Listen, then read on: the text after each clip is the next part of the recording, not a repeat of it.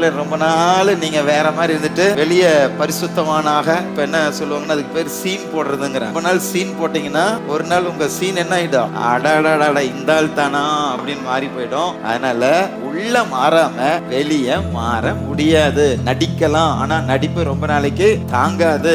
அப்படியே நீங்க ரொம்ப நடிச்சே வாழ்ந்துட்டாலும் ஆண்டவர்கிட்ட செல்லுபடி ஆகாது. அதனாலதான் சொன்னாரு, இருதயத்தின் நிறைவு வாய் பேசும். நீங்க என்ன உள்ளுக்குள்ள நிறைக்கிறீங்களோ அது உங்க வாய் பேசும். உங்க வாய் எது பேசுதோ அதுதான் உங்க வாழ்க்கையில நடக்கும். பிலிப்பியர் 4:8 நம்ம படிச்சோம், உண்மையுள்ளவைகள், ஒழுக்கம் உள்ளவைகள், கற்புள்ளவைகள், புகழ், புண்ணியம், இந்த மாதிரி நல்ல விஷயங்களையே யோசிக்கணும். நல்லா கவனிங்க. நீங்க தனியா இருக்கும்போது உங்க மனசுக்குள்ள என்ன ஓடிட்டு இருக்குது அதுதான் நீங்க ஒரிஜினல் ஆள். அதுலதான் கவனமா இருக்கணும். எல்லாத்தோடு இருக்கும்போது சிந்தனையில ஒண்ணும் பெருசா ஓடாது. அசுத்தமான சிந்தனைகள், அடுத்தவங்களை குற்றம் கண்டுபிடிக்கிற சிந்தனைகள் நல்ல சிந்தனையா மாத்தினீங்கன்னா நல்ல கனி கொடுக்கிறவர்களாக மாறுவீர்கள்.